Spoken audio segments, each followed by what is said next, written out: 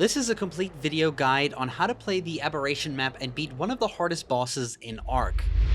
Aberration is known as one of the hardest Ark maps to play because of many factors. Firstly, the map does not have any flying creatures, so you'll have to spend most of your time on the ground, and this makes it challenging because Aberration is almost entirely played underground in a cave with a box of scraps. There is also an insane amount of verticality to the map, which makes tools like ziplines and climbing picks almost essential just to traverse the map. The map consists of about 4 biomes. These are zones that you will go into in order of difficulty for various reasons, resources, and creatures to tame.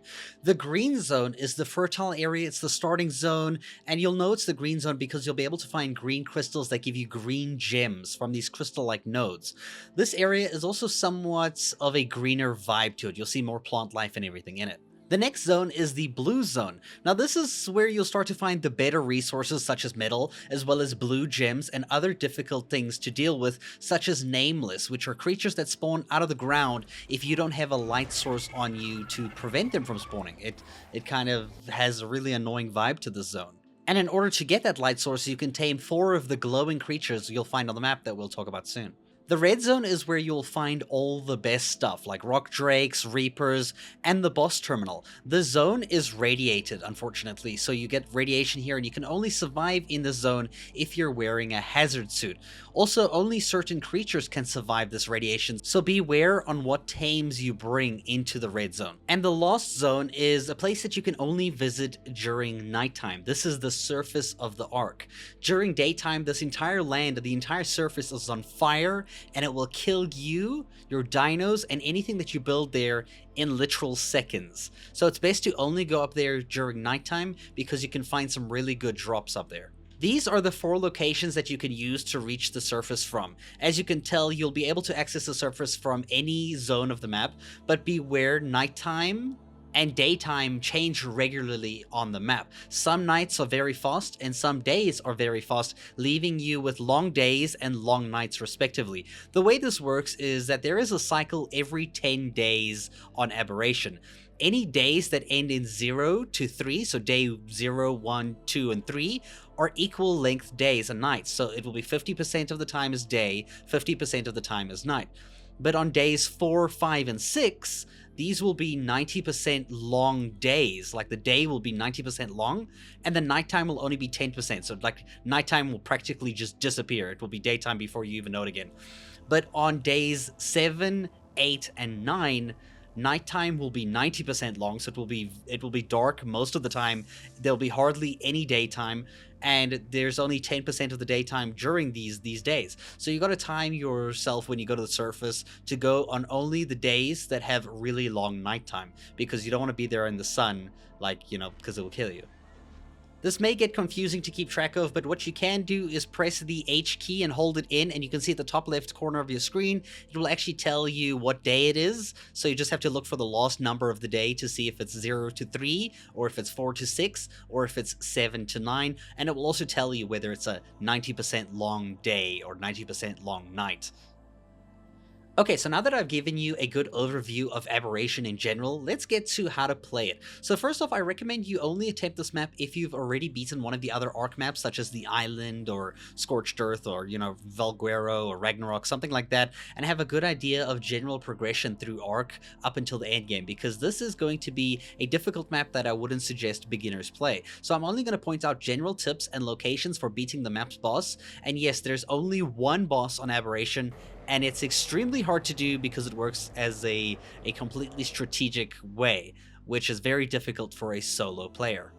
All the spawn points will begin in the green zone. In this zone, there are raptors, ravagers, and basilisks all over, and they'll hunt you down almost immediately if you spawn in the wrong place and they kind of find you. It will happen, unfortunately, but that's the way of Ark. Ravagers will slow you down when they attack you and also do bleeding damage to you, so be careful of those. The basilisk is super deadly and it will poison you with its spit. You're not going to be able to take this one on until like mid-late game, so I recommend taming a ravager early on, as well as a berry gatherer and Doedicurus for stone, you know, so that you can start your resource farming. For farming wood, you'll have to tame a roll rat. These giant naked mole rats are actually easy to tame, but you do need to get giant bee honey to do so. Once you do have the giant bee honey from finding a beehive around somewhere in the green zone, all you have to do is wait for the roll rat to burrow into the ground, just like this over here, and once it's done so, all you just have to do is have the honey on your hotbar and throw it onto the burrow, and this will let them eat it somehow. And when you tame them, they have reduced carry weight for wood and can roll extremely fast. I feel like a damn Beyblade when you see this. Like, dude, like this is addictive, dude. Wow. I really wish this was on other maps more often. This is such a cool thing to ride. While you're out and about in the green zone, you should both be collecting mushrooms and being aware of the red mushrooms. In the patch of red mushrooms, you'll often find a pointy little red mushroom. It's got a pointy cap. It's also red at the root of the mushroom compared to the normal mushrooms that are, just white at the bottom. Now, these ones, when you stand on them or run over them, they will emit like an LSD tripping effect for 12 seconds, making your vision go crazy with colors, like rainbow effect. Your character will forget how to breathe. They'll start pooping themselves, and they'll just take suffocation damage. This is not enough to kill you, but it's definitely enough to, throw you off, and if you're getting attacked by something or running away from something, you're probably screwed at this point. So you are able to cure this effect by eating the agaric mushrooms, these ones over here. It also acts as a way to prevent the tripping before you walk over these mushrooms. So if you know you're going to be trying to harvest these red mushrooms for some reason, you can always eat some of these agaric mushrooms and give yourself the shielding effect for a while. The brown mushrooms, however, are safe to loot. There's nothing with them. You'll notice that you get 4 different types of mushrooms, apart from rare mushrooms, which are, in the base game. Now, these are used for different things in Aberration. Aquatic mushrooms can restore water for your character at the cost of making you more hungry. It's perfect for this map where water can be hard to find because of the dangers near the water. This mushroom itself is also passively fed to the bulb dogs to tame them, obviously with it being in the last slot of your hotbar to just passively feed it to the bulb dog. Now, you can also use aquatic mushrooms to cure the freezing mushroom effect from the spores, actually, in the blue zone.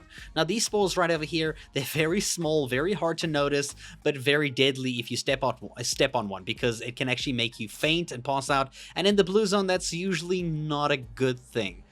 So the one that is going to actually give the kind of like freezing effect is this little blue one here with the bright blue outline at the bottom. This is the bad one. You don't want to stand on this one. It's a very quick way to die because, it's going to increase your torpidity and just make you pass out. So try not to stand on those, but if you do, make sure you quickly eat some aquatic mushrooms to counteract the effect.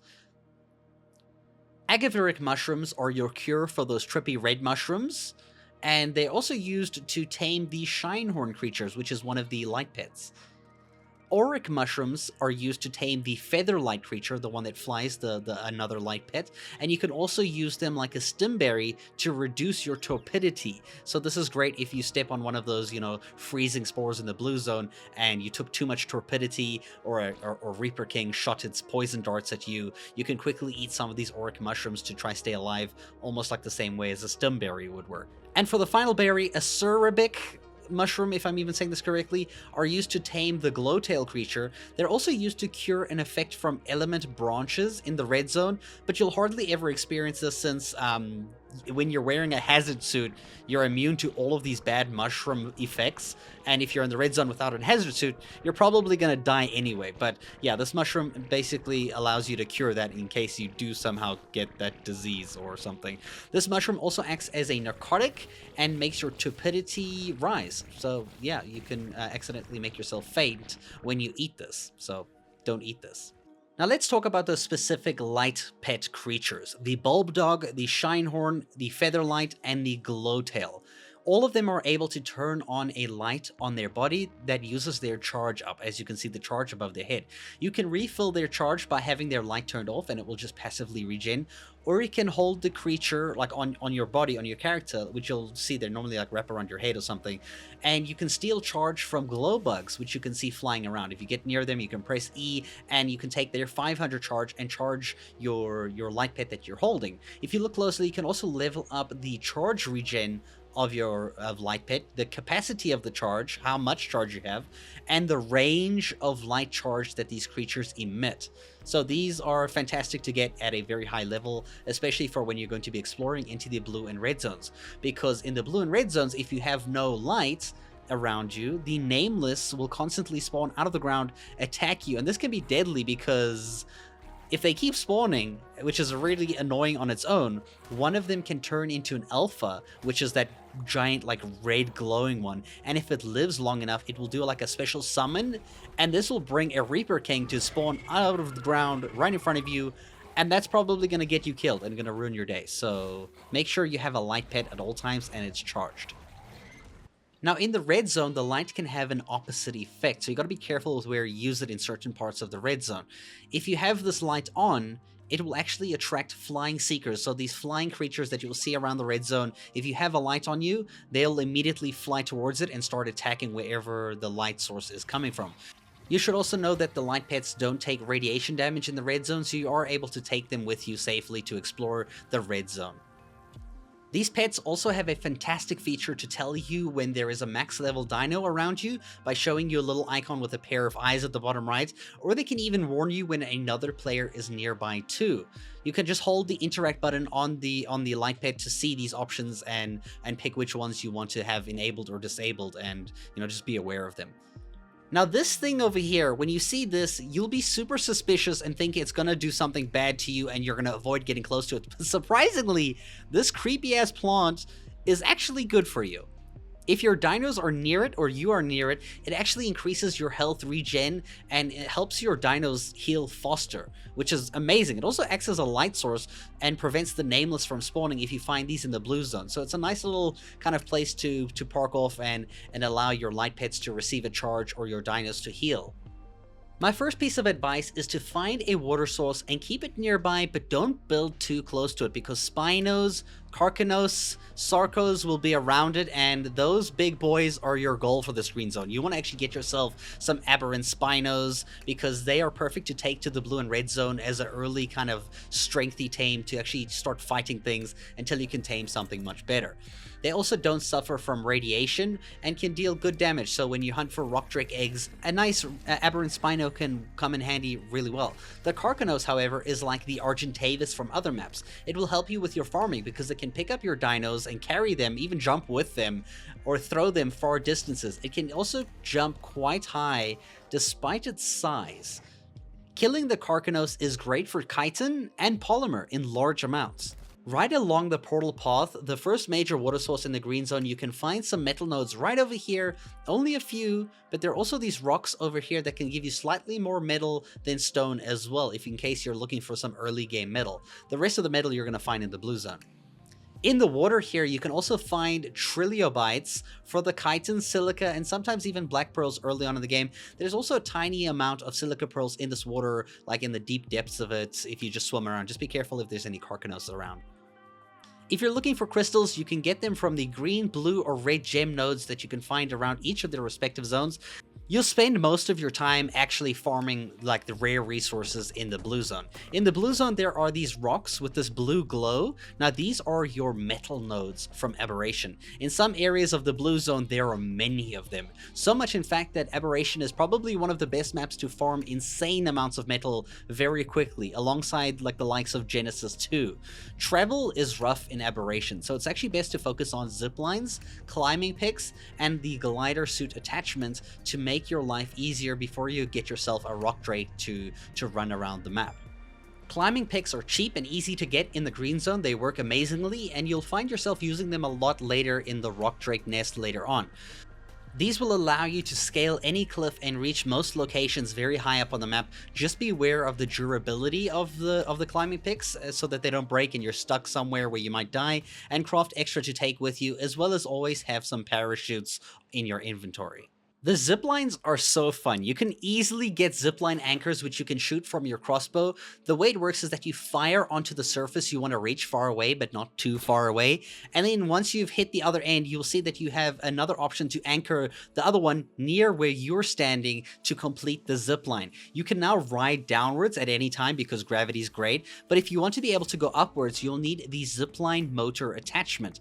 Now this thing requires some blue gems to be crafted from the blue zone, but once you have it, you can add it onto your pants armor just like a skin, and then you need gasoline in your inventory to power it, and you'll be able to ride any and all zip lines up and down the zip lines across the map. It's great to set these up in such a way that you can eventually build on cliff platforms and live high up somewhere where a lot of the dangers don't get towards you. It's also common that people will use it in the artifact caves so that you can kind of like travel through the artifact cave, making life a little bit easier, because some of the caves in this game are really difficult, which we'll get to soon.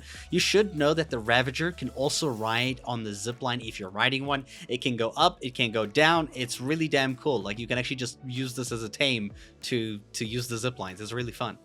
Also with the blue gems, you can get yourself a glider suit attachment. This attaches like a skin onto your chest armor, lets you double tap the jump button to activate the glider and let you glide far distances quite easily. Just be aware of the fall damage. When you use the sprint button, your kind of glide suit aims directly downwards, so be careful. Sprint doesn't make you go faster, it makes you fly dangerously fast to the ground.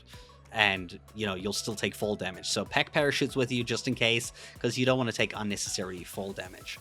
So let's talk about the charge node. You might have seen these around the map. They're all over. They have about 5,000 charge that you can use to charge your charge batteries, which can be both used as a way to power electrical structures by being in its inventory, as well as being used in the crafting recipe for crafting element within the charge node, because you don't get element from defeating this boss on Aberration. You'll need gems, gas balls, and element ore to craft element on Aberration. Gas balls can be farmed from the gas collectors over time. You just have to place a gas collector like this one over a gas vein that you'll find, and over time it will fill up with concealed, I don't know how to say the word, with the gas balls for you to use. Element ore, on the other hand, can be found on the surface from these little black rocks with these like little purple colors inside them over here. There's also some of them at the Grave of the Lost, which is by the deep purple water river right in the middle of the map. This water will actually kill you if you go inside it, by the way. In the red zone, there is the purple river. This is actually liquid element. So if you touch this or your tames touch this, you're going to die very quickly, even if you're wearing a hazard suit. So never go into the purple water, okay? Okay, good. Okay, so let's talk about some strong tames that you can use in Aberration. Starting with the Megalosaurus that you can find in the blue zone. This is like a kind of like a little strong mini Rex. They have insane damage, by the way. They receive a damage increase buff during the nighttime, and in Aberration Cave, it's pretty much always nighttime, so you can find many of them in the blue zone, and taming these can actually come in handy. The unfortunate thing is that they do take radiation damage in the red zone, I believe, so they're not great to take into the red zone, but for the blue zone, they're probably the strongest thing that you can get before going to the red zone. Next up are people's favorite tames of the entire world. No, it's actually not the favorite. It's the second favorite tame, the Reaper Kings. No doubt you've heard or seen of Reapers before. They're scary, they're intimidating, little literal creatures of death. It's a very strong tame to have, but very tedious and hard to get because you can't breed them and you can only ever get males. Now, you can only get a Reaper King by trapping a high-level Reaper Queen and having it impregnate you. Yes, you heard that right. You gotta have the queen put a baby in your stomach, dude. First off, you can find them around these parts of the map over here in the radiated red zone, but you will need to lure the Reaper Queen out into the blue zone first, because if you do get impregnated and you're in the red zone, the radiation, even if you're wearing a hazard suit, will kill the baby in your stomach immediately, so it will kind of defeat the whole purpose. So we'll need to lure the Reaper Queen into the blue zone and try set a trap over there so that you can, you know, have it impregnate you. Now, this is the kind of trap that we're going to use. It's stone foundations, stone gateways, some large bear traps in the middle. I just put a few extra just in case, but you only really need one.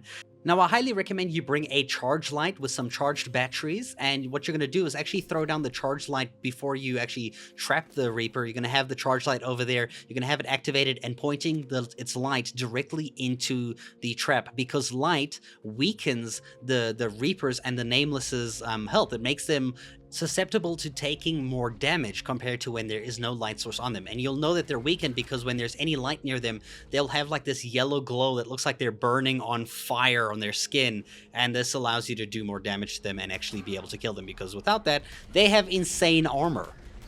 So because this is in the blue zone, you are going to need a light pet, some charged batteries to put into the charge light to keep the light going. You'll need a shotgun, a good shield or two, obviously shotgun ammo, and what you're going to be doing is getting the Reaper Queen's health to below 10% until it will have a pink glow around its body. Now you'll know that the Reaper's health is low once you start to see like green blood by its neck and its like, you know, upper body kind of area. When you see the green blood, you know that, okay, you can turn the lights off, put your light pet a little bit further back so it doesn't die, but still keep the light on to prevent the Nameless from spawning. And now what you're going to do is you're going to hold up your shield, and you're going to stand in front of the Reaper Queen, hoping that it's going to do the tail attack, where it's going to like look down at you kind of weirdly, like very sussy baka kind of style, and it's going to stab you with its tail, and it's going to impregnate you. Now, if at any point you do get hit by the darts and don't use the shield on them, you'll notice that your torpidity is going to skyrocket. You can eat stimberries or the yellow auric mushrooms to try and make your torpidity go down so that you don't pass out in front of the Reaper and it's probably going to kill you. So when the Reaper is around 10% and it does kind of like have that pink glow and you do get impregnated and you see the full special cutscene, you'll notice that your health will go very, very low. Immediately after you're impregnated, start to consume like a bunch of med brews because you want to heal up and you want to get some distance between you and the Reaper Queen. You'll also see there is a timer now at the bottom right of your screen for when the baby will be born.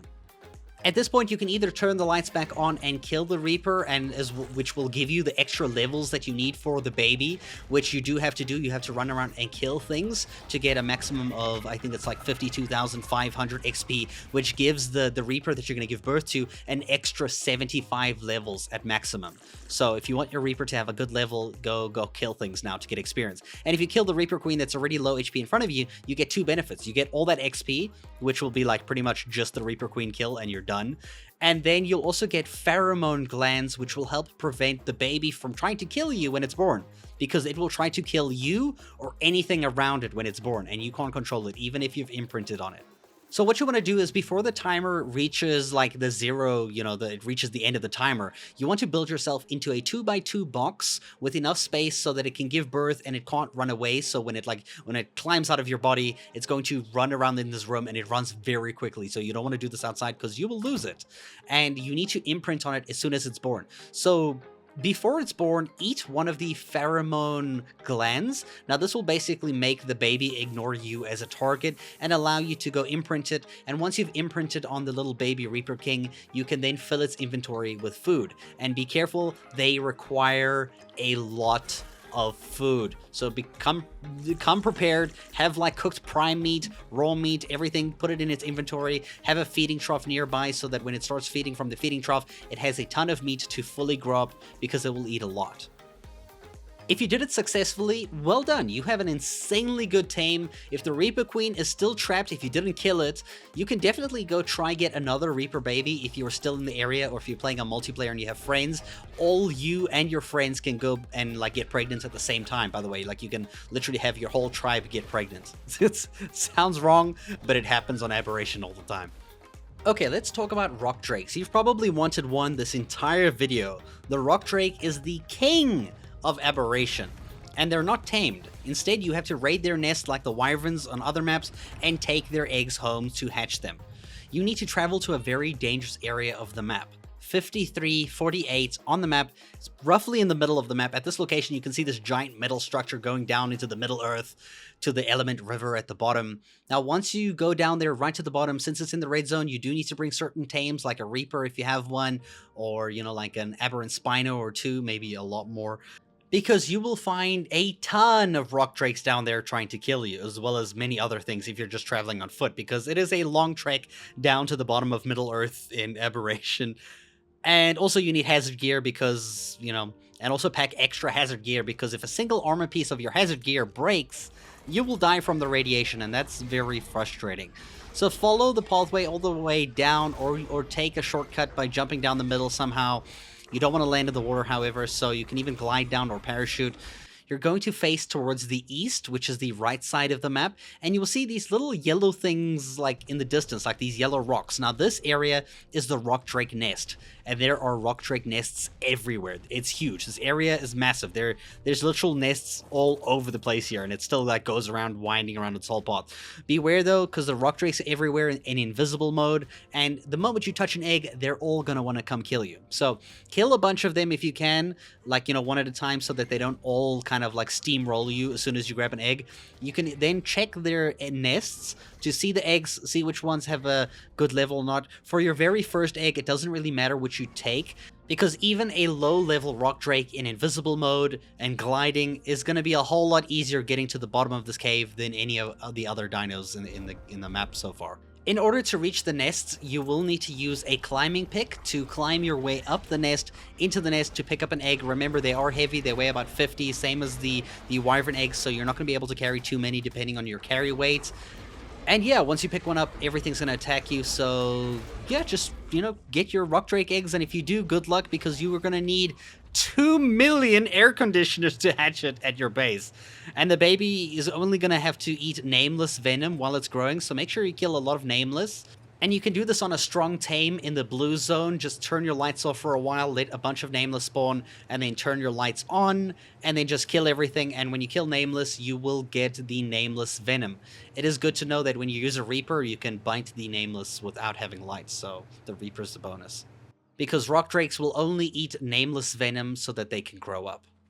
Now, rock drake eggs also have another purpose on Aberration. You can use rock drake eggs to tame the basilisks, those giant snakes that have been tormenting you since the beginning of this map. All you need to do is drop the eggs near them and hope they go and eat it. And if they do eat one of the eggs, they will tame themselves. But sometimes they slither right past the egg and they come for you still, so good luck trying to feed one. If you do manage to get them to eat it, the Basilisk has a very nice carry weight, so you can move a lot of heavy stuff around to different locations and they can be super helpful. They're also a really great defense, especially in PvP. Okay, so let's go ahead and collect the 3 artifacts in Aberration to do the boss of Aberration, Rockwell himself. Starting with the artifact of the depths, located in the green zone at 4827 on the map at this location. This is where it is, as you can see from the outside. It's in an area that you should know very well. I recommend bringing a high-level Ravager or even a Megalosaurus if you have one for this cave, and you should also bring parachutes or zipline anchors with a crossbow, and be careful of the raptors in here because they can dismount you. So when you run through this cave over here, you're going to have to be aware of many different things to fight, so feel free to take it slow. There's no rush. There's only 3 artifact caves in the game, and this one's actually the easiest and quickest one of all of them. The first part here is where the wall gets really narrow and hard to deal with. Now be careful with the light pit here because you will aggro the seekers across on the other side, or if there are any seekers around, and just use the climbing pick on the wall to kind of climb around this entire thing here. It is unfortunate that grapple hooks with crossbows do not work in Aberration, so that's a solid rip. Make sure you have your tame ready here to fight everything, and this is a nice shortcut that I like to take. You can also try lure all of the tames off and make them full. Now when you get through this pathway, you're just going to run in a straight line. You can't really get lost. Both kind of paths kind of head in the same direction. You're just going to follow with me here. I'm just going to go really slowly with you so that you can keep up. You're basically going to stay along the right side, following the right wall for this whole dungeon. Once you get far enough here, you'll start to see a metal structure. The artifact is actually on that metal platform that hangs over the water. You can stick around to the right side again, just keep running. You'll probably even use a tame over here. I am using an invisible mode so that the dinos don't attack me, just to show you a correct path of how to get to the artifact itself here. And then you just pick it up and you're good. That's how you get the artifact of the depths. The next artifact cave is for the artifact of the shadows. It's found in the blue zone over here at 5566 on the map at this location. So here's what you'll see in the surrounding area. This is what it kind of looks like. The cave is pretty rough. It's long, there's tough creatures, and there's many underwater areas. You're going to need scuba, you're going to need like a really good imprinted baryonyx or two, maybe an imprinted Megalosaurus or something like a crossbow to shoot electric eels, the jellyfish that stun lock you in the water. You will need climbing picks for this cave since it's really long and there's some climbing. This is a rough one, guys. This cave is the hardest and longest cave I think I've ever had to do in Ark itself. It's quite challenging. So let me guide you through the entire thing. I'm not going to do this manually because there's going to be so much fighting and it will take up literally 25 minutes to get through this cave, right? So following into the water, it goes down and then you go all the way up again here. And this will go into this little area here where you're going to be jumping down. You'll see there's some enemies and things to fight here. Nothing too crazy though. You'll see all you have to do is on the opposite end, when you jump down, there is a tunnel that you're going to follow through over here and just keep heading this direction. It's quite simple. I'm just going to start to like run to just give you a broader overview of everything that is around here. So just feel free to keep track of where I'm going, or if you're like doing this while I'm doing it, yeah, it's going to make it easier. So from this point here where you see the waterfalls, we immediately have to go downwards, right? We have to go down over here. I actually recommend just like jumping down, maybe even using like a parachute. You'll see there is an entrance, actually two entrances, both below you. When you go into either one of them, it's the same tunnel. You're going to head towards the left. So just head down this way, down the left over here, and you're gonna keep walking this direction. You should see this glowing blue thing and another water pool. Now in this water pool, you're gonna fight a lot of deadly things, and there's also going to be jellyfish and electric eels in here, so you got to be very careful of those because they'll stun you, dismount you, and that's probably what's going to get you killed in here. So that's what you need, a crossbow and stuff to shoot underwater to kill these guys over here. They're very sneaky, so watch out for them, and also try fight them from a distance. And then you're just going to head along here. I do recommend bringing flippers with a scuba tank or whatever so you can actually get through this cave a whole lot faster, because you can see there's a lot of swimming. As you get to the end of this little water tunnel, which is really long, you will see there is land on either side. You're going to stick with the water here, and you're just going to keep heading straight because there is another water tunnel on the opposite end that you still need to continue going through. So we're going to go right through the middle over here, and we're going to swim through this way. I bet by now you've already agreed with me that this cave is ridiculous. Like, if you made it this far, congratulations, because this cave is horrible. At least you only need one artifact and there's only one boss, so let's hope you only have to come here one time. That's if you're only fighting the boss in one difficulty. Now, the artifact is right up there. Unfortunately, you can't put a zipline anchor, so you have to run around the right-hand side here of the room, kind of like spiraling up until you actually get to where the artifact is, and you can just kind of like walk in and go pick it up. And this is the artifact of the shadows. I hate this one. The final artifact is in the red zone, located at 8167 on the map over here. The entrance is massive, and this is what the area around it looks like. Just make sure you come in from this direction of the map, like from the left and down, and let's go get the artifact of the Stalker. I recommend your best tames for this, like an imprinted strong rock drake will make this so much easier because of the camouflage gliding and climbing.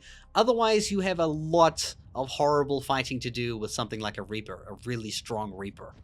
So first I'm going to show you how you get here with the rock drake. So when you enter this cave, you got to climb up, go in invisible, and you can, while you're climbing, you can use the left click, which is your attack. You'll see on the aiming thing on your screen, when you point this at something, you'll see there's like a plus sign. You can fly across here. Now, I know showing it like this from this point of view can be very like confusing, but basically what we're doing is we're heading right to this platform over here. I'm going to show you flying through with a creative mode just to show you a general consensus of where we're going, but I'm showing you right now with the rock drake of how you're going to maneuver the rock drake. You can use this platform over here or even lower down to gain some stamina again. You're going to go in invisible mode, and from here you're actually going to fly across here. You're going to try climb up on the wall, and you're going to just like, you know, walk across the roof, because you can do that with the rock drake. You can use the left click to fly across to different areas, and they'll immediately land on that surface. And you'll know that they can do this when you see the plus sign in the middle of your screen, as you can see every single time I point at the surface. Now, what you're looking for are these blue different like shining rocks over here, as you can see in front of me. This is the cave entrance, or like the little area that you need to get to at the back of the cave, because the artifact is very hidden in here. It's very hard to notice if you're exploring this, because you'll explore it for a while before you figure out the artifact is up here. And the artifact is literally just on the ground here, and you can use your rock drake to kill all these dinos that are just waiting here to die from you. and pick up the artifact of the Stalker. It is actually, yeah, the artifact of the Stalker. So from the beginning again, as you enter the cavern over here, you're going to go immediately up there with your rock drake, and you're basically heading this direction over here, as you can see, following the purple river up until this pillar over here. Now, I recommend going up there. This is the part where we went up immediately right behind the pillar. We went straight up onto this platform because it's nice and safe. There's nothing here to fight. And from here, you're going to see the roof things that we have to hang across. And you basically need to get to the opposite side of this chamber, right? You can see it's those lights in the distance over here. And this is just the journey that we made with the rock drake. I hope this kind of makes a lot more sense than watching me fly around with a rock drake very crazily. It's really hard to keep up which sense of direction I'm going in. But once you get up here, it's super easy. As you can remember, we just go through here and we find the artifact right over here. Okay, so now let's tell you what else you need as tribute for beating the Rockwell boss on Aberration, or at least starting the fight. So first off, you can find the boss terminal at 5049. That's in the middle of the map. Now this is the same area with the Element River where you went to go get the rock drake eggs, but now when you're down here, you're going to face towards the northwest, and you'll see there is a tech cave, a tech like structures, like big ass cave. Now this is the tech cave leading to the boss terminal. It's not located at 5049, but from 5049 you can see it, and that's how you have to enter it from the top. It's not a far distance, but you can see there are some rock drakes in the area to fight, which is no big deal if you're doing the boss anyway. So in order to do the boss fight, here's what you need for each difficulty to summon the boss in them. Make sure to pause and check everything clearly, because I'm only going to show it for a little while. Gamma only needs the artifacts. Beta needs the artifacts as well as 2 of each of these dino parts in particular. And for Alpha, we need everything here on the screen. So for Alpha's sake, we need the 3 artifacts. You'll need to find and kill an Alpha Basilisk, an Alpha Carcanos, an Alpha Reaper King for their special tribute items, and then 8 Basilisk Scales, 20 Nameless Venom, which expires, so make sure you bring enough, and 7 Reaper Pheromone Glands, as well as 7 Rock Drake Feathers, all by killing those certain creatures. Now this fight is very different from most boss fights in Ark. You have to follow a strategy here, or things can go wrong very easily. You will need to have a really good pump action shotgun, lots of shotgun shells, over 1,000 or more to be safe, especially if you're slow solo, and depending on the damage that your shotgun does. Now you're going to have to bring Med Brews for healing. As usual, you can only bring 20 tames into the boss arena, including your light pet, to weaken the nameless or elemental reaper minions that spawn in to fight you. That's if you are on boss duty. For the actual boss fight, you can bring in a mix of Reaper Kings, maybe some Megalosauruses. I don't really like them too much because they have the radiation effect when you're bringing them into the, red zone. But for the arena, they'll be fine. As well as some rock drakes, especially a rock drake for you to ride on in particular. You can also ride on a Stegosaurus, which is like really strong, an aberrant Stegosaurus, which can help you. The idea is to leave your main army of dinos directly in front of the boss to fight off all the spawned minions that will be ready to attack, like your army.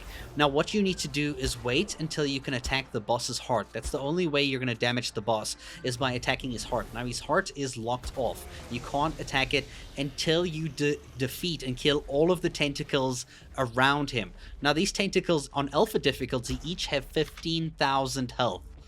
That's a lot of health. And if you're standing in front of them and they do like the smacking thing, they can dismount you and almost kill you in one hit, especially on Alpha. So you need to kill these tentacles with a shotgun and be like on the side of the tentacles so that you're not directly facing them. Now while this is happening, there will also be like these energy balls that are shot at you that deal some insane damage to you that you need to shoot as well. I recommend using something like a fabricated sniper rifle or something that can shoot faster, just one bullet, instead of wasting your shotgun shells like I'm using over here, to make those like balls explode before they hit you. Now you need to kill all of the tentacles to open up the boss's chest to reveal his heart. Once his heart is revealed, you have a short moment to get as much damage as you can on his heart before he summons tentacles again. So you're gonna have to immediately kill those tentacles and then immediately target the heart. Send all of your dinos, like your strongest dinos there, and even yourself, try shotgun the heart. The boss on Alpha difficulty has just over 115,000 HP, I believe. And once he summons the tentacles again and locks up his heart, you're going to repeat this process of running around the arena, taking out tentacles one by one while making sure the orbs don't touch you. You can see why this, as a solo player, is really, really frustrating and can take a really long time to do. After beating the boss, a cutscene will play and you will unlock tech engrams. These are the ones for Gamma, these are the ones for Beta, and these are the ones you unlock for Alpha. Your implant will also change, and you will also increase your character's level cap by an extra 15 levels for Alpha, 10 for Beta, and 5 for Gamma. You don't get any element for beating this boss, however, so be careful of that. You have to get element by crafting them at the charge nodes, but you will notice that you get some unlockable cosmetic skins that you can use in the future, so you can put these weird things on you. They look weird as well. I hope you found this guide helpful and that you managed to beat one of Ark's hardest maps to ever play, and thank you so much for watching.